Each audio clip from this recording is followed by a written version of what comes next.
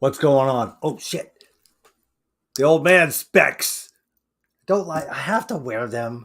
I mean, don't we all? We have to wear them, but we know we absolutely do not look good in them. And I always get caught every single time because I'm reading stuff and but I make them look good. Come on. Wow. Yeah. I got sunglasses that actually have readers in them too. Yeah, I should just start wearing them. Look even cooler. I got Mickey waiting. He's waiting. He's trying to get in here. But anyway, as we become ghosts, have you heard of this band? I know you've heard of them. Have you just said, you know, I don't know what they're about. Uh, they look heavy. Come on.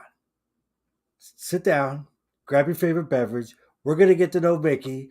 We just heard one of the songs, Trapped in the Echoes, one of my favorites off the new album. Dropped in, wait a minute, how do we do this? Dropped January 21st of this year, and it's great. I love it. Great songs on it.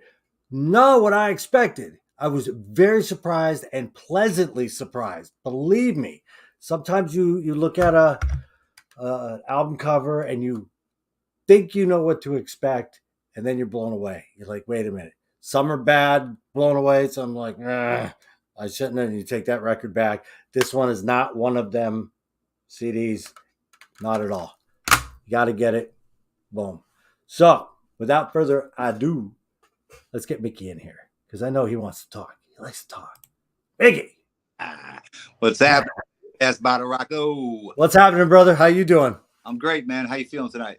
I'm feeling good. It's Thursday. It's show day. I love show days. By the way, my cool sunglasses have readers cut into them. I mean, we have to now. I mean, it's just a fact of life. One day you wake up and your eyes are bad. You can't see shit. It's like, that was one day a really long time ago for me, by the way. It was like, God, it was like, yeah, maybe like 2 years ago for me. It's like, I just woke up and all of a sudden I couldn't read anything. Facebook, I had to go in and reset the Facebook fonts and bring the bolder text and this and that.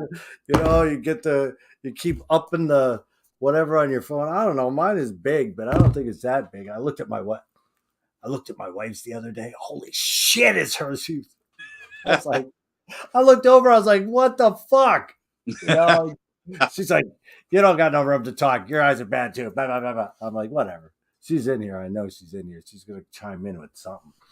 But anyway, how we doing? Thank you so much for being here. Thank you so much for doing this. I've been meaning to get you on for a while. I took a little bit of a break, and then now I'm back, and I'm just lining them up, and you were one that I had to line up. Hey, man, I'm honored for the opportunity, man. Like, I've been waiting for it for a long time, I love what you've done in the industry for a long time, and I'm truly one who appreciates, all your hard work at keeping rock and roll like in the industry, like trying to move in a positive direction. So thank you, and that's what we try to do. There's a bunch of us. We still do it. We still push and push and push, and that's what you need. You don't have the magazines like we used to have. I wish they'd come back, man. I miss the circus magazines and the hit paraders. Facebook can be used in such a great way, and it is for some, but then you have the news media and this and that. And you just exit that out.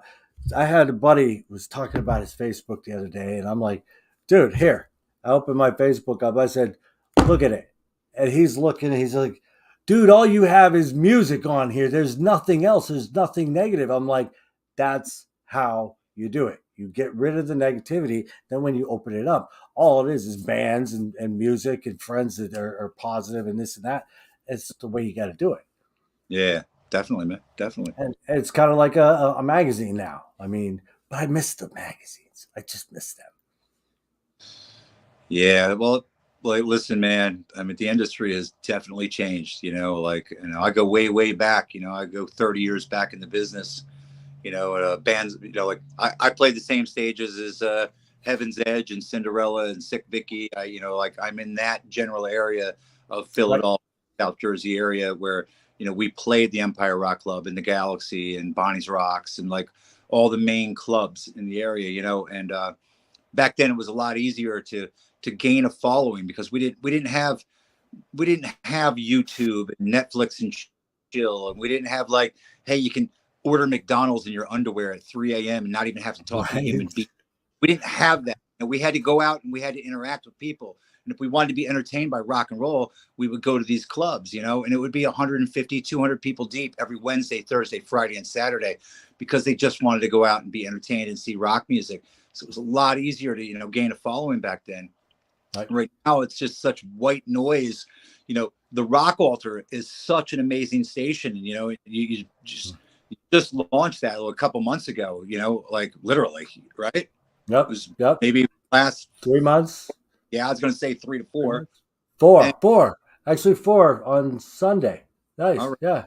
congratulations. But Thank you. it's such a kick-ass station, but it's, you know, we find ourselves like in your situation, just like in our situation as a band, being lost in the white noise of social media. You know, it's everybody's doing it. Everybody's got a station. Everybody's got a band. Everybody's got an event page. Everybody, you know, and it's just this abyss of, you know, it's not like they go out and seek you out. Legends can't be born anymore. You know, No. the moment somebody says, yo, did you see this guy? And they show you like on a TikTok video or something, you're like, yeah, but did you see this guy? And it's instantly 15 seconds later, that guy's already Right. forgotten to talk about the next guy. And it's Right. very, very hard for you and bands like us and, you know, and people who are putting together, like, you know, the content that you're putting together, which is like amazing stuff. It's hard to gain that following, to get that momentum. You know, it's just, people have very, very short attention spans anymore. They do. They you do. know, with And you know, all the social media and the content and, you know, the stimulation that their brain gets. You know, right. the human brain is not meant to consume as much as we consume on a daily basis. No. So No. it's a shame. And then you got, you know, people have to search, and they tell me all the time, you know, that's why I started the station, is because I hear, okay, I like this station, but God, they play everything. And a lot of stations think you've got to play Slipknot to Bon Jovi. Boom. No. You think you're going to gain, oh, I want to get to as many people as I can. You're not getting to anybody because they want a certain type. Right. If they want to, you know, today's mood is this. Tomorrow's mood might be different, so they go to a different station. They're not going to listen to mine every single day. I do have people that I notice that are there every single day, just about all day. And you know, it's like it's cool, but then you have people that come and go, and you know, it's Friday. Oh, I know I could expect this one, this one, this one. You know, and the numbers grow, but it's not a like, and you know it for a fact. You're not an overnight success. Right. You have to work and work and work harder than you know you had to do back in the day. Back in the day, paper the town, 200 people show up. That's right. Nowadays, you paper the town, you might get 10. Yeah. You know, yeah. We've come to our band particularly has come to some like processes that we started about, let's say 6 to 8 months ago, that we decided we were only going to do things a certain way. We were going to bring back a very, very old school aspect, you know, like some very old school aspects that people don't do anymore. And we were going to lessen the amount of times that we play. You know, if we play 4 times a year to an amazing audience, right, that would be enough for us. right. You know, it's hard to gain a following, right? We have a very decent, strong following in, you know, with maybe within a 50-mile, like a radius rather, of us. Right. And the thing is you can't play somewhere and then everybody shows up and then you're like, hey man, thanks for coming out. Can you come out next Thursday? Because we're playing this other place. And they're like, right no. down the street.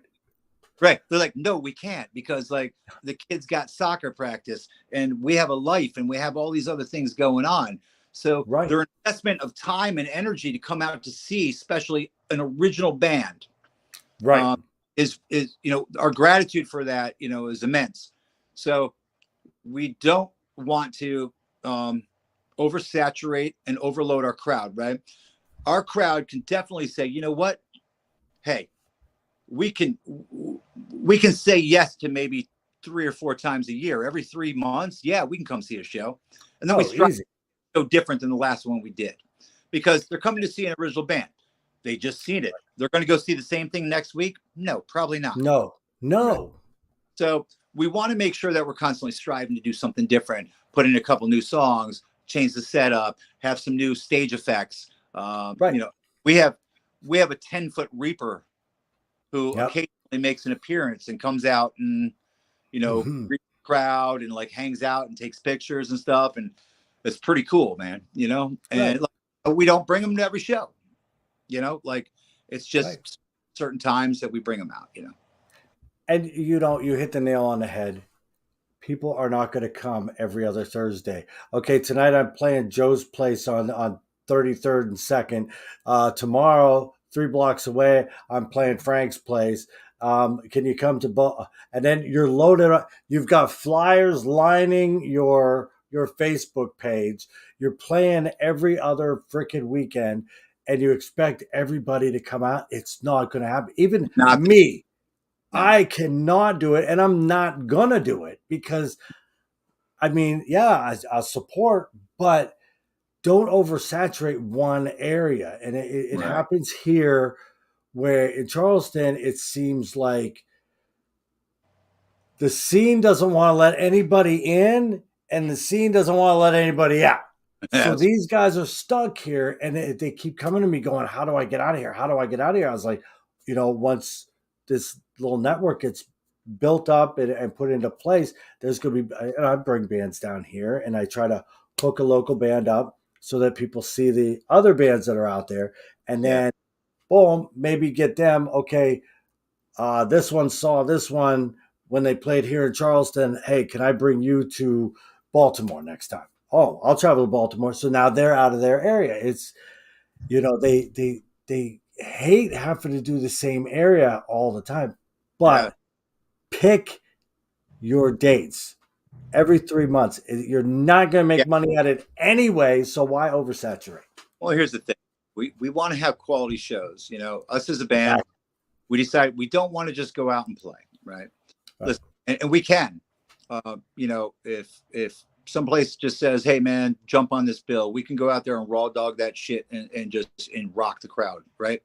But Right. like we're trying to strive for something more, right? And this leads into other conversations that are very, very touchy, especially amongst the internet and Facebook and social media these days, right? Um, like big bands, Shinedown, Disturbed, Evanescence, other like giant bands. When you go see them, the production is crazy, right? Yeah. We bring that kind of show to a smaller venue in our area, right? And that's what we strive to do. We spend thousands of dollars, right, on a split rack system, which has Mhm. our own digital board in it. It has a split snake that we can like hook up into their system. They can hook up into our system. We have all of our in-ear monitors in there. And we've like rehearsed these shows that go seamlessly from one song to the next, like a giant show with like effects and things that all translate into like this very good, like spectacle of a show, right? Right. And keep the momentum moving along. It's not like, okay, and here's our next song, and so on and so forth, right? And every club we play, we can't use that stuff. They're like, nah, you can't use that. Man. Sorry. So we're just right back to raw dog, right? But here's the thing I was going to talk about. And this is the touchy subject. This is the hot button I on the love hot button subjects. you ready? I'm Backing ready. Oh, everybody. Oh, uh, God damn. backing This track. is, oh, Now my God. here's my take on backing tracks. There are certain people when people hear backing tracks, what they're hearing in their head is Milli Vanilli, right? Right. That's what they're hearing. They're hearing this is fake. There's 7-part harmonies, and these guys aren't doing them. Right. Things like that, right? Now, there's also other kind of backing tracks that are like more like an instrument, right? So when you have a band like Evanescence or let's just say Disturbed, they have a sequencer kind of backing track playing along with them. All the other guys are playing their parts and doing their Mhm. shit, and they're playing it hardcore, right? And they're doing it great, right? But acts as just an instrument. So I'm going to give you one example. We have one song that we use a pre-recorded backing track on, and it's a piano track. It's from a song called "This Moment" that's on the album, right? Mhm. Yep. Now, for the first 6, 7 shows, I brought keyboards, and we were trying to figure out where to set them up. And the sound Right. was like, oh, I got to get a DI box, and I got to plug this in, and then I got to do that, and we got to get you a separate microphone because we can't move that microphone over here just for that one song, and so on Right. and so forth. And we're like, well, screw it. We'll throw it into a backing track. I'll play rhythm guitar on it. It'll be fuller. And all he's got to do is run one cable back to our drummer who triggers everything off, right? Right. We play to a click track, right? And that's how our show rolls. If we record a song at 93 beats PM, right? BPM, we want to do that 93 BPM when we play live. We don't want to Right. be all psyched up on adrenaline and playing it at 120, BPM and take the Yeah. groove out of the song. Like Right. people used to hear in a certain way. And some people go, oh, that's a cheat. Well, then I challenge you to try to play to a click track and try to play to that. You know what I'm saying? Right. And have that come off right and not be a train wreck, because that's a talent that like only these giant bands who are playing arenas who have their full systems all set like that with all their in-ear monitors and their split racks are doing, right? But Right. no matter where we go, we really can't do that. But here's the cool part. Our drummer can just put a click track in one of his ears, and we don't need any of those backing tracks, and we can play all of our songs, and it's no big deal. Right. You know what I'm saying? I'm just Because I'm a he's the little I'm a little timekeeper. I'm a little, He's I'm a little heated up about this thing. It's like every other day yeah. it's like ex guitar player for Wasp says backing tracks are bullshit, and blah blah blah blah blah. Yeah. And like and every other day it's somebody else saying it. It's like yeah, if you're faking a show, Taking the yeah. whole show and you just have your intro. And I think that's where a lot of people Listen, are we're staying. singing backups. We're singing our backup vocals. We're Right. playing every parts of those songs.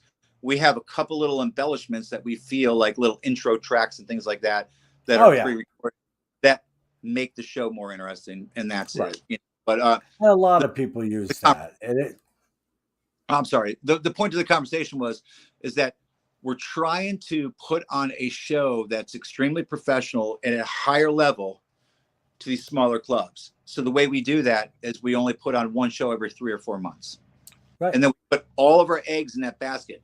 Because here's a real problem, just like you were talking about earlier, right? You're playing at 33rd and whatever street, and then a week later you're playing 3 blocks away. I don't Right. even care if you're playing 10 miles away. If you give people the opportunity to see you somewhere for zero cover charge or see you here for this, they're, they may say, oh, I'll just, forget that show. I'll just go see them at like some local yokel bar, Right. where I can just walk through the door, you know? Right.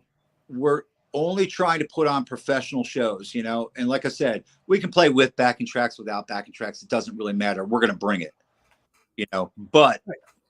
we want and we strive to give the best we can. And the next time you come and see us, we're not going to do the exact same show. It's going to be different, Right. And change it up.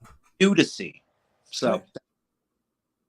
There's some bands that I go see and they're great, but it might be a year since I seen them, 2 years, and it's the same set. And I'm yeah, like, wait a minute, man. I mean, it's been a long time, so I don't go see them until I hear somebody says it's a different set.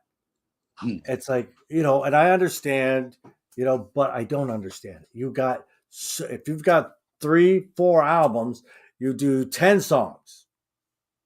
Most bands, 10 songs. Do 10 songs. How about change it up? Change it up, throw these 3 out, put these 3 in. Oh no, yeah. people have to hear them. Well, what No, they about the other 3 that people want to hear? I mean, yeah. there's deep cuts that people want to hear also. Yeah, you got to keep your staple songs. There's certain songs that have to be in a set, but you can interchange other ones out and in. I mean, you got to do it. You got to keep it fresh, because if you're not, they're not going to go see you.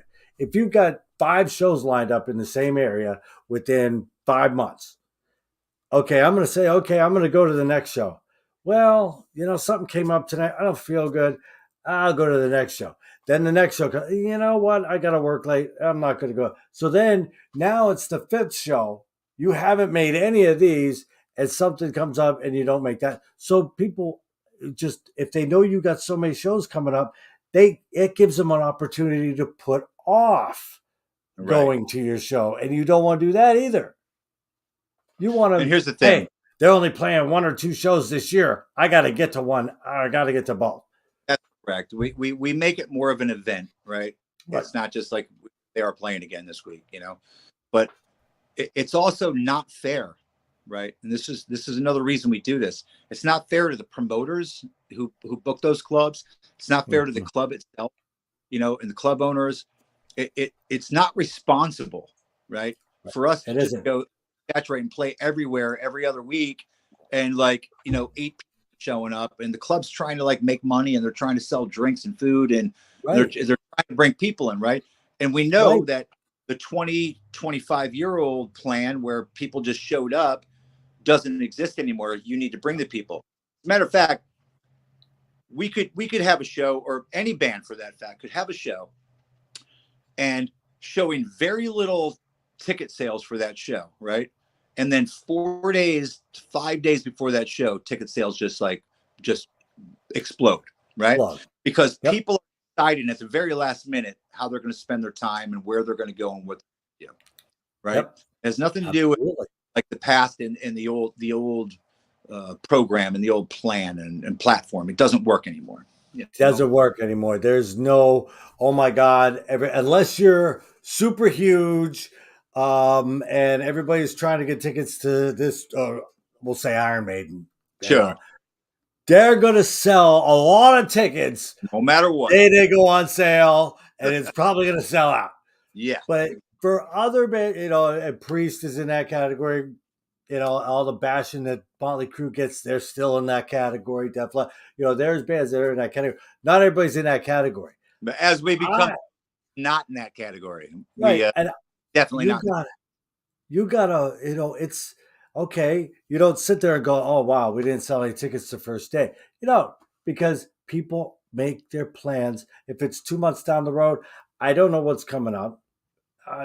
Let's see. It's only right down the road. I can get there. And then normally a week before the show, boom. I put on shows down here that a week before the show, tickets went crazy, and I'm going, oh, thank God.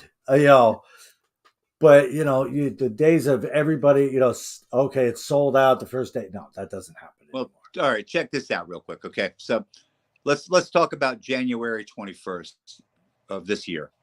That's when that was when this album came out. That's correct. So we did a record release show. We planned that 5 months in advance. We did a really cool venue in our area who's, their longevity in the industry right now is kind of in question because some things have been happening over there. And but it's a cool venue, and we hope it continues. It was called Union Firehouse, right? Okay. And it's called. Yeah, I remember. Still there. Well, we planned on having our event there because we enjoyed playing. We opened up for Tantric there, and we brought 110 people, and there was probably maybe 200 people in the place. So we did very well. We got in good with the promoter at the time. Then we said, hey, listen, we want to do our own record release show there, and we want to promote it ourselves. We want to sell tickets ourselves. We'll have our own Eventbrite page. We'll do everything. We'll have you printouts by the time it's all over. They gave us a good deal on the split from door to venue. And so we started putting all of our eggs into that basket. Our guitar player, Alex Fizz, pretty much headed up everything. He's like, I want to manage this whole thing. I'm going to put it all. I said, you got it. And you got it, brother. To give up control is extremely, extremely hard. The guy in my band I love and I trust, and Alex, I mean, is a very talented guy all around. He's an amazing guitar, talented guy. So we let him take the reins, and he absolutely nailed this. Right. By the time of that show, we had over 300 ticket sales. Right. Nice. About a month before, our good friends in Heaven's Edge decided they were going to do their first show in a really long time, right? And Oh shit. yeah, over in Philadelphia. Well, at a place called the Brooklyn Bowl on the same night that we're playing, right? So Yeah. still didn't worry. And a couple of the other bands, Seems Like Tuesday and Monte Carlo, both came out, and they're all very good friends with Heaven's Edge as well. Yep. And everyone was a little bit worried at first, going, "Oh, well, you know, Heaven's Edge is now playing a show, and that's going to sidetrack, and you know, it's gonna, you know, it's gonna knock ours Right. off." And we weren't worried at all. And we said, "Listen, Heaven's Edge is going to play an amazing show. They're an amazing band, and I can't wait to go see them. But unfortunately, I can't do it that evening. I can't do it that night because I got to play." Right. But ours is still going to be successful and still going to be good. 4 days before our show, the Eagles are to play in the playoffs the same night at 8:30. So we have at least 40 or 50 ticket buyers who have already bought tickets who bailed out because they have the to Eagles. go in armchair with their one snuggie and they're like all their like Right. little. Oh yeah, it's got yes. There's all that Is what it is. superstition. Is what it is. Well, we got a fire stick and we got the game on, you know, for that night at the show and everything else. We might have lost maybe 30, 40 people. I would think that were the diehard Eagles fans, and I totally get it. I mean, they still bought tickets, but they just didn't show. We still had over 280 people through the door. Nice. So that was a very, very good show. And Heaven's Edge show was very kick-ass, and they had an amazing turnout as well. So you know, thank God it can be done. Have a good show that evening, you know? It can be done. Yeah. But you know, we did a different model. We did a different model, and every band that played that night got the exact same deal that we did on our ticket sales, right? So it's very odd for an original band to play a 45-minute set to a packed room and get paid immensely, get a very good amount of pay walking out that door. It's very unheard of, but very unusual right now.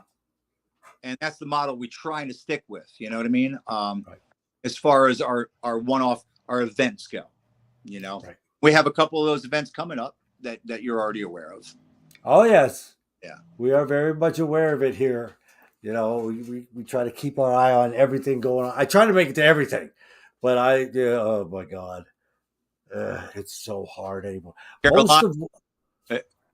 Where you're at, it's a little far away it is. And I mean, it's like, damn, man. And you know, we're thinking about moving, and I'm thinking about getting out of the state, just going further up, you know, just maybe Virginia. It just, you know, I don't know yet.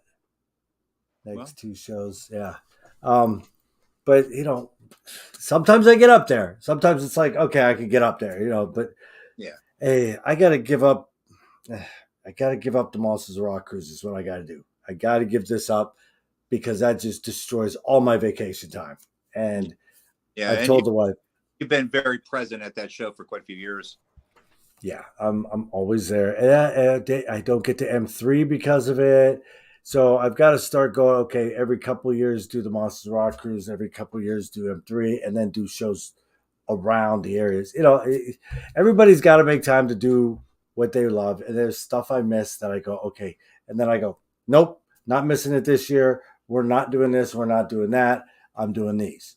And there's always the like, what was it? I saw you guys in May of 2021. My first show of seeing you guys was at Bar 13. Rocks and Blue was playing, Whiskey Grin, As We Become Ghosts, and I think Rat Rod was playing. I might be mistaken about that. They might have been on another show because it was like a 3-night thing. It was Zenora. Yeah, good friends of ours, but yeah, it was Zenora. Zenora that night. That's right. Yeah, there was 5 bands total, and that was a long day. It was it was really cool. I love Bar 13. I love it. I didn't know what to expect when I went there. And it was like, you got the bar out here, crowd. You can hear the music. Then you go through these doors, and there's the venue. It had nice stages right there. You walk out. You could walk in and out. It was very well done. It's dark, Um, down and dirty. Down and dirty. I think Magnetar did that one. Like they're doing the one Yep. coming up, Yes, and yes. they did such a fantastic job. Met the guy, great guy, loved him. He was Yeah, very Mike, nice. Mike, he was a great dude, man. Yep, a very good dude. And I'm like, I'll have to be at another one of his shows. I'm trying to get to one of these two that you got coming up. I'm not sure yet, but we're trying. We at least know about it. We're at least plugging it to make sure other people know about it and this and that. But I'm trying. Sure. There. So when you guys have been around since All right. 20, Well, 19? I started the project in 2018. I decided I wanted 18. to like get involved back in music again, and there was a good 18 to 20 years where I wasn't involved in music at all again. But I used to play the circuit back with Heaven's Edge and all those guys, like I discussed, in a band called Grills. And yes. yeah, and that was a really fun time in my life and everything. But drugs and alcohol kind of like took over and kind of bankrupted me for quite a few years, Boy, And we got a lot more in common than we thought, huh? yeah, and I got some relief from that, man. And Narcotics Anonymous, I was in there in the rooms for 13 years, and it was the best thing that ever happened to me, man. And like you'll hear a lot of that writing, the lyrical content in like our songs, the moment, or this moment, the run. There's a lot of recovery written into this. Yes, because it's something that everybody needs, whether they're they're addicts or they're recovering or they're not. right. Common traits of everything that we feel as as human beings emotionally and and whatnot. But And so I was getting that message. But I was like, okay, maybe, like fans decipher songs differently. You talk to one person, this person, that person. It means something to different people. And I was deciphering it as, recovery. And I'm like, wow, this is really good. And, not knowing anything about you and your personal, I was like, wow. And now to know it. And then, we have that kind of a connection because I was in the same boat. And, let's get back that's to your very cool. right, or like do me a favor and remember your original question, which was when the project started. Okay. Yes. Delve into this a little bit more that we're talking about it. It's like the actual, like, the music and all that kind of stuff. We have like a kind of like pain and struggle and all that kind of stuff with like a sense of hope, right? So like lyrically when we write, right, it's more about like the listener being able to have their own journey with what we're talking about, right? So I always try to write things generically enough that they're black and white and poetic enough that you can have your own feeling about what it means to you. I don't write it in a black and white sense where it's like, this is about heroin abuse and the depths that it takes you. It could mean many different things to you. We have a song called This Moment. That's our piano song. Yep. A lot of people just think that's about a tumultuous relationship. It very well could be, but it was my relationship with drugs and alcohol. Right. So if you listen to that song, I want you to think again. And the song is called This Moment, right? And the only time I say this moment is the very last line of the song, where I say, in this moment, I am free, because that's all we have. Yesterday's history, tomorrow's, yesterday's history, tomorrow's a mystery. All we have is today. If you have 1 foot in tomorrow and 1 foot in yesterday, you're going to fall on your ass. Think about that next time you listen to that song, and we'll get off that subject and get back to 2018. I decided to get into music. Nice. So I'm looking for band members, right? And I'm like calling up all the usual suspects out of my little black book. That's what we used to have in the day, a little black book. We didn't phones and all this crap. Right. We had it all written down. So I start calling everybody, and everybody's either like, nah, sorry, I'm not really into it anymore. My kid's got soccer practice on Saturdays, or I'm playing in a tribute band, or, I'm playing in a cover band, and I'm still having fun, but it's just, I'm not trying to take that serious anymore. Right. And I just wanted to create music, like I don't care how far we go. I just wanted to be able to create music and and record an album that I'm proud of that'll be here long after I'm gone. That's all I want to do. So every member, I was like, I'm looking for a guitar player, I'm looking for a bass player, I'm looking for a drummer. And they were like, do you have something I can hear? And they're like, what kind of music? I'm like just good rock, man. And they're like, you got I can hear it. I'm like, no, I don't. That's what I need the band for. So I went in and I started all the parts myself, and I recorded, guitars and basses and drums and did everything myself and mixed it all together and stuff and started showing people. And then all of a sudden people were like, this is good. You have something. Mm-hmm. I was on this long wait, right? On getting the right members. I just didn't want to settle just to get a band. I wanted to settle on the right members where I could give up control and they would all have their skin in the game and have writing, privilege and all that stuff to, that's the right guitar player. He writes right. Like we're going to write together and we're going to write great shit, Chemistry. So Gregor, the bass player. And then we got Alex Fizz in the band. He was 25 at the time. This kid is fucking phenomenal on guitar, man. Right. He's an old soul. He could play every note that Randy Rhoads ever played. And it was just, we can get into the story of how we met and all this stuff, because that's a great story. Johnny Callan rounds out our unit right now. And Johnny, we were so blessed to get into this band a little over a year ago.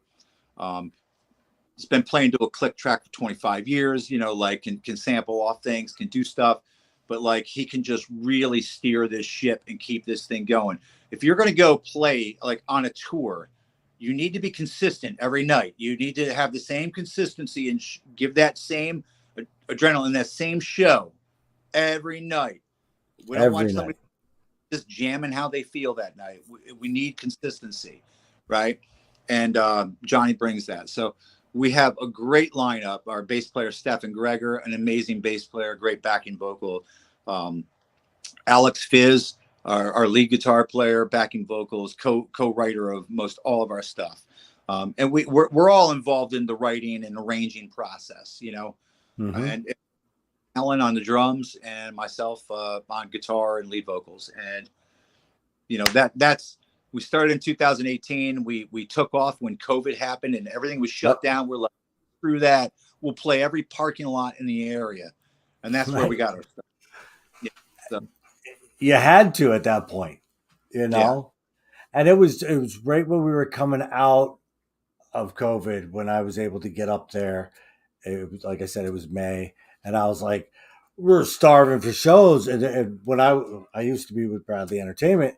And he was doing a few shows in the area. So me and Dawn were like, okay, we're going to make Bar 13. We're going to make this one and we're going to make the Sunday show. Well, we made this Bar 13 show. We said, to the Saturday show and then made the Sunday show.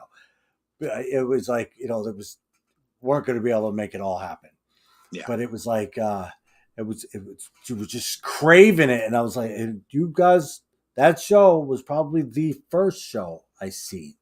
No, there was one in April that I saw, but then saw this one and it was like it's back, oh my God. I finally get to see As We Become Ghosts. I get to see Whiskey Grin that I've been hearing about, because you spend a lot of time on the internet and you're finding new bands, you're finding new stuff, and you're like, okay, this is good. You could finally get out there and see them, and see how they are live. And it was like, wow, That's the funny thing. So during COVID, we're one of the bands who played the most during COVID, right? And then COVID's over and we're crickets. It's like you can find us or see us, it's kind of funny. We decided to just pull it all back, all back and try something different, right? And that's what we did. So, and it's working for you. I mean, I believe in the same thing that you said, not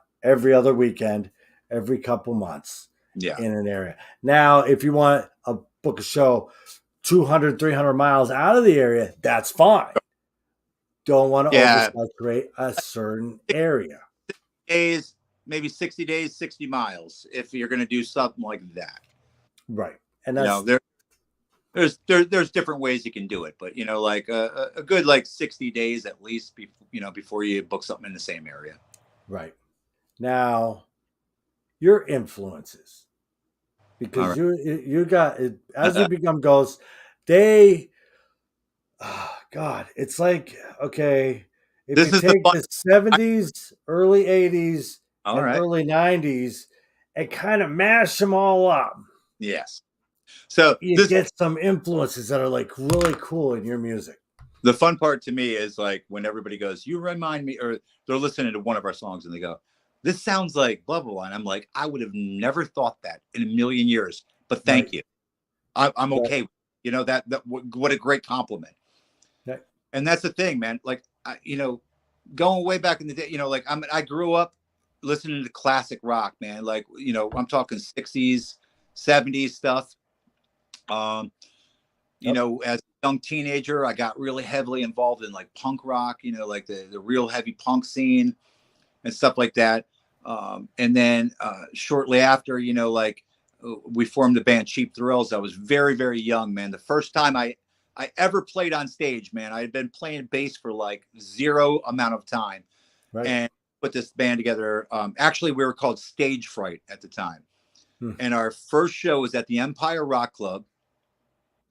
And that was over in Philadelphia, big place, opening up for Kicks, right? Holy shit. Yeah, my very first time on stage, my favorite band were opening up for, right? No shit. My fucking pants, right? Well, You're fucking you got butterflies. I'm shitting my spandex rather, Shit in my spandex. right?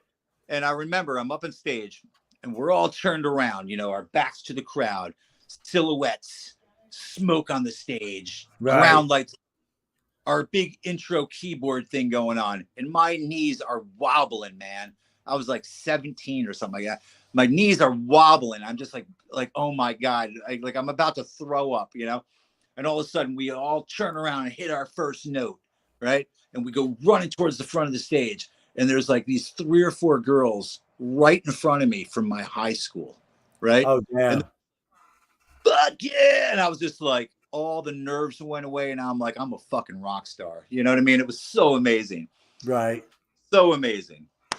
That's cool. Yeah, I did know you played bass in Cheap Thrill. And I was like, wow, okay. And now you're guitar in As You Yeah, Become Ghost. So you started out with the bass. yeah. The whole thing about so yeah, I started out with bass, and the only reason was way back in the day. I don't know if you remember this magazine, but it was like local to our area. It was called the Trade and Times magazine, I and remember. it's a paperback magazine every week, and it like had like items for sale, yard sales going on, services wanted, and in the very middle there was this thing called the Musician's Grapevine, and it Mm-hmm. was like how musicians reached out to each other and answered each other's ads for looking for a guitar player, looking for a singer. Well, everybody was always looking for a bass player, so I'm like, you know what? I'll I'm play playing bass. bass. I'm This going to get a job. stories, man, that actually involved Pat Shoemaker, right, from Sick Mickey. So we got to talk about this, by the way. That guy right there. So I would look up ads, and I was like, everybody's looking for a bass player, so I'm like, I'll play bass. I had no clue what I was doing. I just picked up a bass and just started playing it.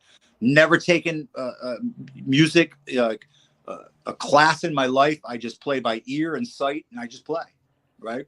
Best way to do it. Yeah. So that's how I started. You know. Yeah. Nice. Hey, you got to start somewhere. I Right. mean, the fact that you could pick it up, play it by ear. And there's guys that could play a guitar by ear, and that amazes me. I Yeah. don't understand how they could do it. I could play drums by ear. I've never I never took lessons or anything like Right. that. I hear it. I can play it, but well, not everything. But these guys that can play a guitar, I got friends that could just hear a song for the first time. And they just, okay, I got it. I can play it. It's like, damn, that takes some talent. It's weird. Like my guitar player's like that, and I'm like that. Like I can just hear something and I can imagine where it's being played on the scale, and I can imagine what they're doing with their fingers. But I was never taught what those things were. Right.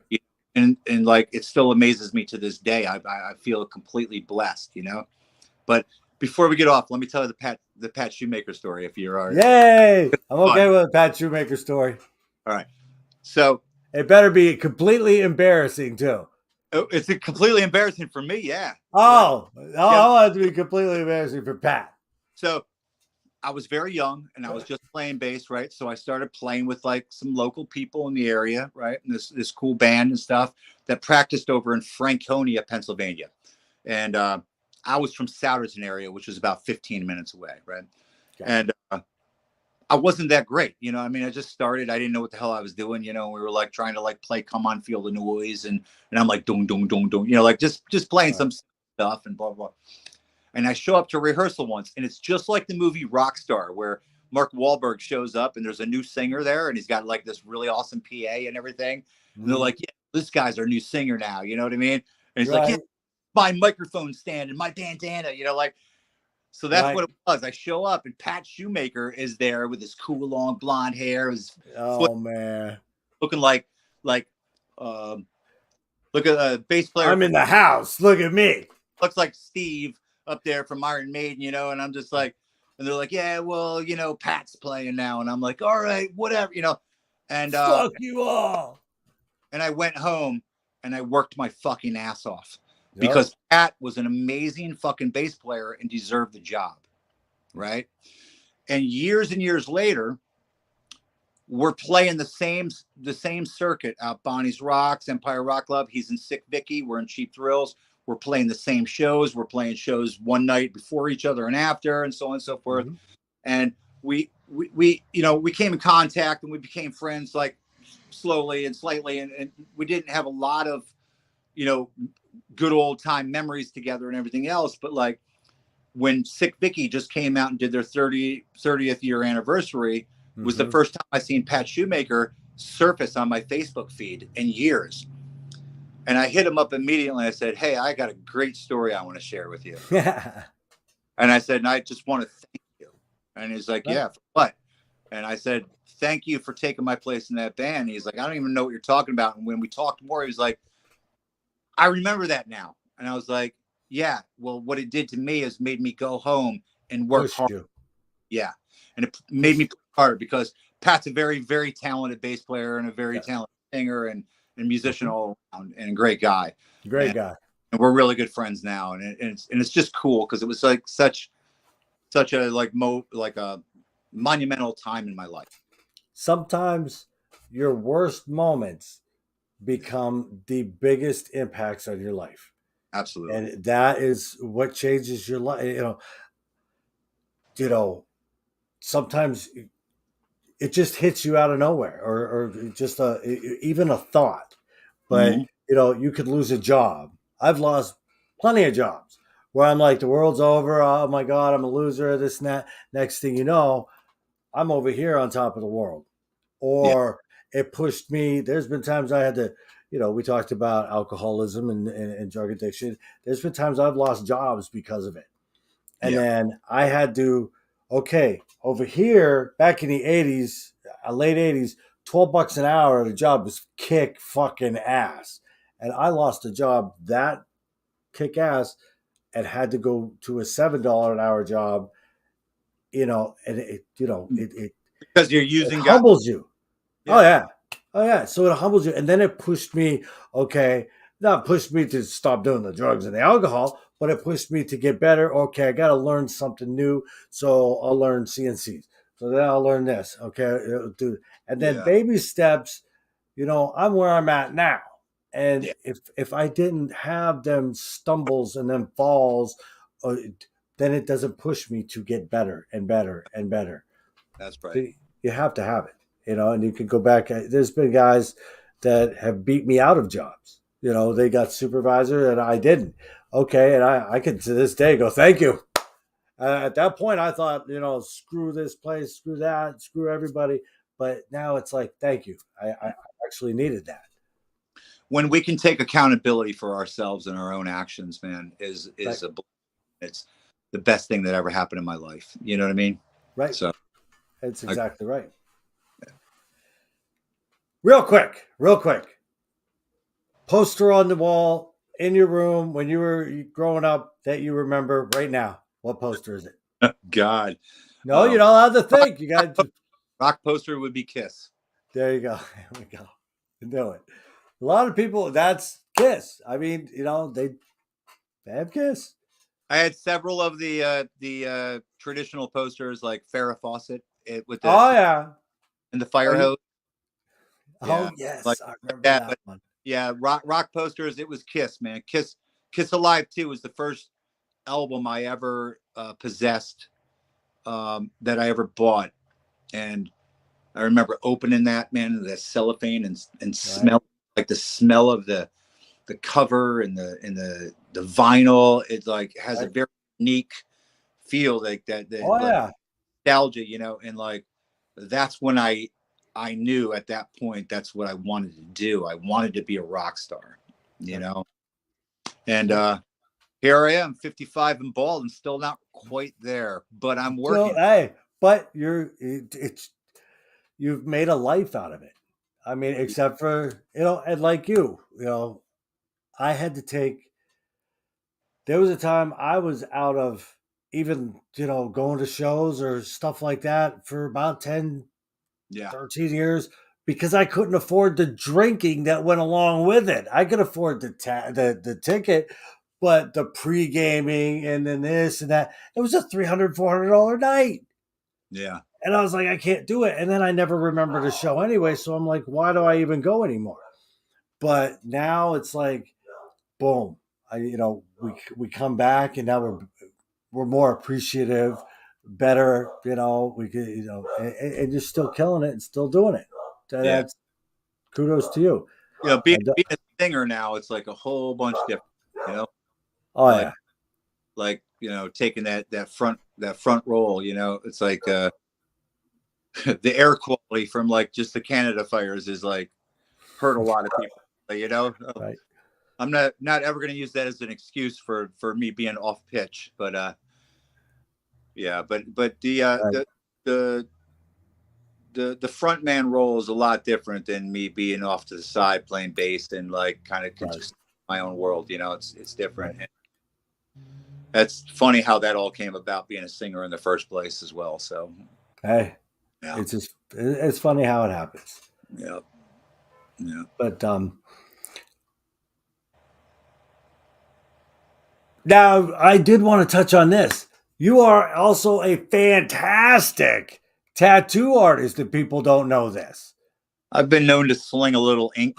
Sling a little like a finger, whatever. Yeah, First tattoo you ever did, what was it?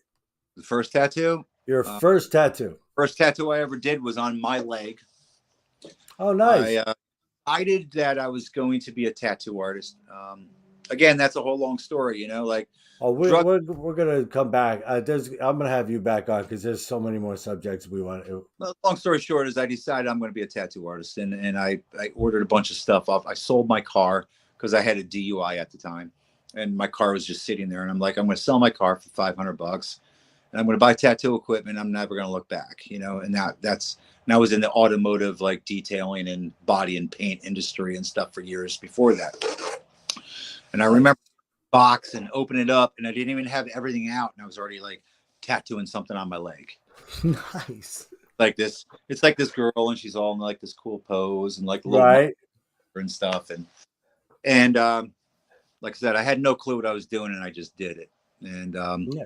yeah, that was the first tattoo I did. Very cool, man. I see your work, and anybody, Mickey does great work. Look him up. If you're in the area, look him up. Get Yeah, in there. I mean, we detail. we just started a new business. My wife and I opened our own shop over in Yeah. Atco City. It's called Twin Flame Artistry. Okay. Uh, Tattooing there. She's also apprenticing for tattoo, but she is a licensed practitioner in permanent makeup. So she Oh, does nice. doing like eyebrows, eyeliner, lip blushing, and she's already killing it. She's already doing an amazing job, and the business is extremely successful. And Good. yeah, so Glad to hear it. I'm yeah, glad to hear that. Now, we do have shows coming up, so get to them before we forget and leave. All right. Your next show is It is at Bar 13 this Saturday. bang. Right. There you go. This Saturday, July 8th. Doors open at 8. We have Sick Vicky and Nitro Nitra. Now, this show is going to be amazing. So we were just talking about Sick Vicky. And Nitro Nitra is also an amazing artist. And her band is full of very accomplished musicians. And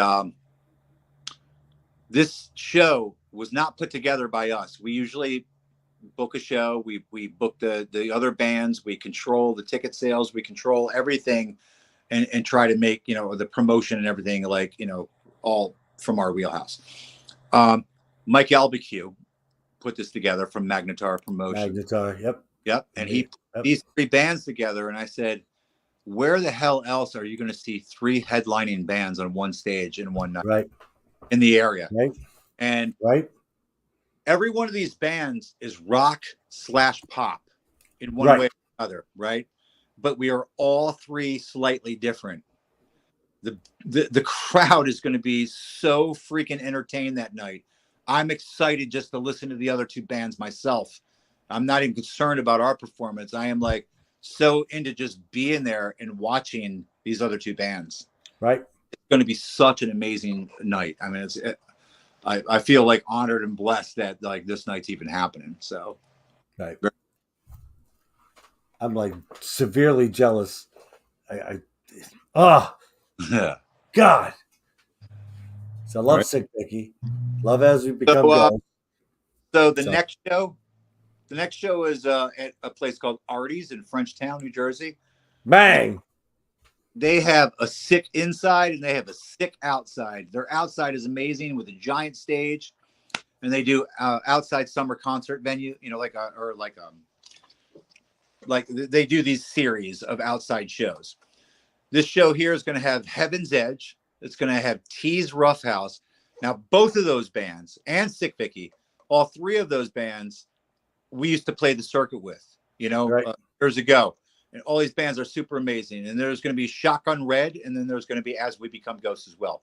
Yep. 5 bands, outdoors, amazing summertime series concert event over at Artie's, put on by Joseph Amble. It's going to be amazing at Vertigo Entertainment. So that's going to be a great show. Yeah, that's going to be awesome. And like we were like, months ago we were like, we should try to get a show with Heaven's Edge, especially when we were doing our own show and they were doing their own show. We're like, well, why don't we try to get a show with them? And it just fell into our laps. And then they added Sick Vicky, and I'm like, oh, how could it get better? And then they're like, oh, it's like, what's going on right now? What's going on? Right. And then they added Shotgun Red, and and we're on the bill as well. So that's going to be a full day, outdoors, beautiful, beautiful venue, beautiful. It's going to be just a great day. And I'm sure that's going to be shine. What's that? I'm sure that's going to be rain or shine. Oh, rock and roll is rain or shine. Come on, a little bit of rain didn't stop anybody. Now we actually turned down Open It Up for Puddle of Mud, which was way sold out. We actually turned down Open It Up for Puddle of Mud so we could do this show with all of our local, our local acts that we love and cherish, and would rather play alongside with them. So that we not like to play with Puddle of Mud, Right. But ways to make, and we decided, to go with our local heroes. There you go. And that's the way it should be. Hey, that's good. Just felt right to us. Right. Anything else you want to get out there? Well, we do have Landis Theater, October 14th. And that is the headlining show. And we're going to have 2 other acts that, again, aren't exactly like us, right? So we're not trying to put 3 bands together that are just like the same vibe. We have a band that's a little bit more like 311, and we have a band that's a little, a little bit more like, maybe the White Stripes, it's all still wheelhouse, but like each of these bands are extremely accomplished in what they do. Right. One band is called Venture Out, and the other band is called Dead Flowers. Okay. And It's just going to be an amazing show. We're honored to be able to grace that stage.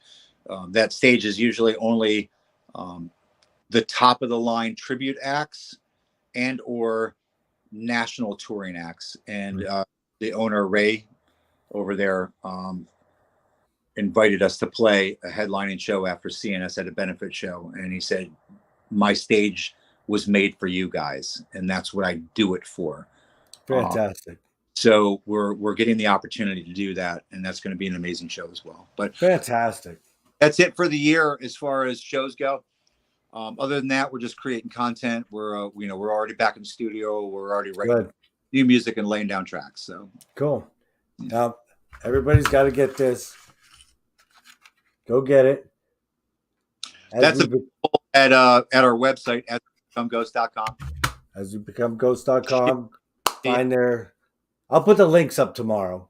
Okay, very cool. Put some links up so that people could easily find it. Sometimes I forget, sometimes I don't. So hopefully I don't forget. I'll work on that tomorrow morning. And if anybody there's signed, just send us an email and we'll sign them. We'll autograph it before, because some people do want that. Not that I'm some sort of way about myself. I'm just saying some people have asked us to do that. So if that's a request, we'll do that as well. Yep. Some people love to have signed memorabilia, signed CDs. Yeah. I get it. I mean, It's all about merch. It's all about having that stuff. I don't know. I don't even own a CD player, and I have like 100 CDs in front of me right now. Yeah. We sold our first 300 like right off the bat, and we bought another 300, and 100 of those are gone. So, but I don't have a CD player, but I'd want my sign so I could just like put it on a shelf. Right. I have the CD player, the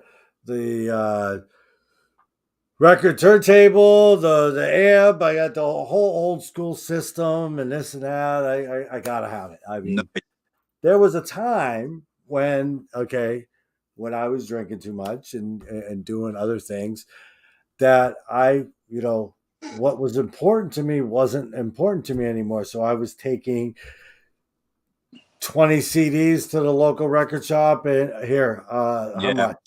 And then now I'm trying to build it all back up again, which, hey, I remember building an empire and selling it piece by piece. Yep. Over and over. Over and over. I understand what you're talking about, my man. Yep. Easy. Well, I get you on. One of these days, I got an idea, and I'll run it by you. And I got a couple others that are in mind, but I haven't done the show yet. But I got an idea. One day we're going to do it. All right. Interested. And you'll be perfect for it. But anyway, everybody, check out As We Become Ghosts. We are going to leave, and we're going to leave you with one other song off the new album. And I do believe we played Trapped in the Echoes, didn't we? I think we're going to do Butterflies. All right, sounds good. Butterflies Fade. I love this song.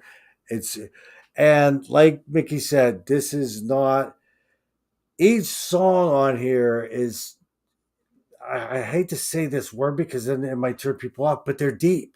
They're not, they're thinking songs. It arouses your brain as much as your goosebumps. I mean, they're thinking songs. There's a message embedded in it. It's not in your face.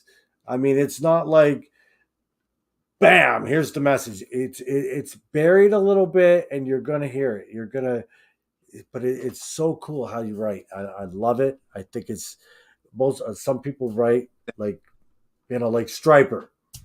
I love Striper, but sometimes the lyrics are a little too in my face where I can't listen to them. These are it's either it's either black and white, or it's generic enough for you to get your own feel for like what the message and what it says to you. And that's writing poetically as opposed to just writing, like it was a dark night and we started to fight, and like the cliche kind of stuff. It's about like telling And how do you tell a story, right? That's the hard part. How do you tell a story in two verses and a chorus? You know, like that's the art. Right. And that's the art. And this was very good. Like I said, I was very surprised when I got it. When I first listened to it way back, and it was like, oh wow, it was. Well, I got to see you guys on stage, so I kind of knew what to expect. But then when I got the album and I heard the songs, it was like, wow, this is really, really good. It is really, really good. And I don't just say that all the time. I don't throw that out there. I'm not a yes man. I'm not a. If Yeah, I don't like something, I'm gonna tell you. yeah. Ask Well, ask a few people. and They send me music. we've been told. Here's the thing: we've been told by a lot of people, even a lot of people and you love and respect, and that I love and respect, that we're just not their cup of tea, and that's okay. That's okay. We are other people's cup of tea, and Right. that's the beautiful thing about about music. Like everybody will have their cup of tea and they will find it, and and we hope to be yours. But if we're not, that's okay, man. Like that's all right. You know. This album today might not be your cup of tea, but revisit it. Like I revisit stuff. You Thank know, you. back in the day, Don Dawkins might not have been, up from the ashes. I liked one song, I hated the rest. Now I love it. I think it's one of my favorite albums. You Check know, this. I just heard a Tracy Chapman song at the car the other night, and it was like I was hearing it for the first time. huh? And I was like, I never really listened to the lyrics of this song, Right, and I just got complete goosebumps. right, And that and I was like, this song has been around forever, and I've heard it a million times, but I've never really listened to it. right. And I was just blown away. So Always revisit stuff. revisit You know, stuff. always. You might be missing out. Yeah, I mean, you might have heard it once. You're having a bad day or something like that. You just weren't in the mood for it, and you said, "Okay, not my cup of tea." Boom, and then it goes away. You don't Yeah, think of it again. Pull it out. Even Motley Crue, their 84, 94 album or whatever. I hate it, and I yeah. still revisit it, and I still fucking hate it, and everybody hates me for it. I'm like, I'm sorry, but I do give it chances. I'll pull it out. And, I like Karabi. I like, but I just that album does nothing for me. But I keep giving it chances. Every year I put it on and I don't even finish it. It gets about 5 or 6 songs deep, and I'm throwing something else on. I just, I'm giving it the Like chances. it's like Eddie and the Cruisers going from like their regular old like kind of stuff to like Seasons from Hell. Right. What is this, right? What is it? And I I I like mean, that John Corabi stuff. I like that. I liked it a lot, and I like John Corabi as an artist as well. yes. But you know, especially in that time in that era, it was just like this isn't Motley Crue. No. Get it. I still love it for what it is, and I'll listen to it in a different Right. sense. But I understand what you're saying. Oh yeah. It just happens. But keep going back, Mike. Always. I like it one. One of these days it's gonna hit me and I'm gonna be like, oh my God, I was missing. I doubt it, but I will still I can't tell people to do it if I don't do it myself. Yeah. You know. You can preach, but I do think the the action. most responsible thing you can do in a like a person in your situation with what you do, like you're playing music that you like, you're Yeah. pushing bands that you like, right? But at the same time, you're like, even if you don't like them, somebody may like them, Right. and like it's not about just like you know opinions, man, are insane. Opinions divide people so Yes. fast these days on social media. Yep. But it's about like just giving things a chance and letting it evolve into what it is. And Right. it's like, okay, maybe it isn't my cup of tea, man, but maybe this is somebody's cup of tea. Right. Let me throw it out there and see what people think. And Right. you do that, and I really appreciate that, by the way. Okay, you got to do it. You got to do it. And if somebody sends me something, I might not really be behind it, but I go, okay, let's throw it out there and see what other people think. Yeah. And if enough people like it, okay, just because I don't doesn't mean 10,000 people won't. Right. I'm just me. I'm not all knowing. I'm not all, everything has to run by me first. No, I'm just a messenger. Here, check this out. Yeah. And if you like it, cool. If you don't, cool. Um, but And yeah, that's where we're at with our career. yep. We're there to have fun and Have just fun. go out and do it. And we're not trying to be overly serious about like who likes us and who doesn't, because we really don't care at the end of the day. There's tons of promoters and there's tons of clubs and there's tons of this and that. I'd rather book my own show at the local Moose and sell tickets and bring 200 people and have a good time doing what we do than being worried about if we're ever going to get signed and Right. tour in the world or be rubbing elbows with like the inner circle of all these other bands. Right. It is what it is, man. You know what I mean? Here's what it is. I love music and I love all these bands and all this stuff. It's not that important to us. It really isn't. The music industry isn't like what it was 25 years ago. The chances of getting signed and touring the world is like slim to none. And I just seen Slim running down the street, Right. but it is what it is, man. It is. Do it and have fun and like be honest and sincere about what you're offering people. And just at the end of the day, that's what it's all about, man. It's all So it's about. all about. Yeah. Absolutely. Well, thank you for being on. I Thank you appreciate for coming. Like I said, I'm gonna have you back, because we still got a lot more to talk about.